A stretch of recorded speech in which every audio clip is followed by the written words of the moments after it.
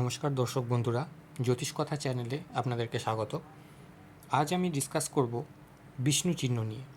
তো আপনারা দেখতে পাচ্ছেন হাতের এই যে রেখাটিকে বলা হয় হৃদয় রেখা বা হার্ট লাইন। এই হার্ট লাইন আগে যেতে যেতে যদি দুই ভাগে বিভক্ত হয়ে যায়, হ্যাঁ, এবং একটি ভি শেপ আকার ধারণ করে, তবে এই চিহ্নটিকে বলা হয় বিষ্ণু চিহ্ন। এই বিষ্ণু চিহ্নটা একটি শুভ যোগ। যাদের হাতে এই বিষ্ণু চিহ্ন থাকে তারা অনেকভাবেই লাভবান হয়ে থাকে।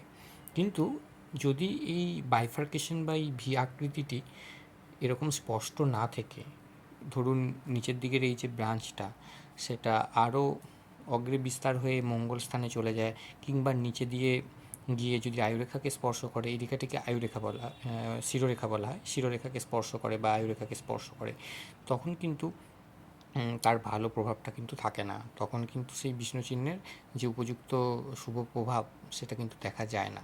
হ্যাঁ, তাহলে বিষ্ণু চিহ্নের শুভ প্রভাব তখনই হবে যখন ভি আকৃতিটি আপনাদের হাতে স্পষ্ট দেখা যাবে এবং কোনোরূপ কোনো কাটাছেঁড়া থাকবে না বা অনেক দূর পর্যন্ত যাবে না। এইরূপ যদি রেখা চিহ্ন থেকে থাকে তাহলে এটিকে বিষ্ণু চিহ্ন বলা হয়।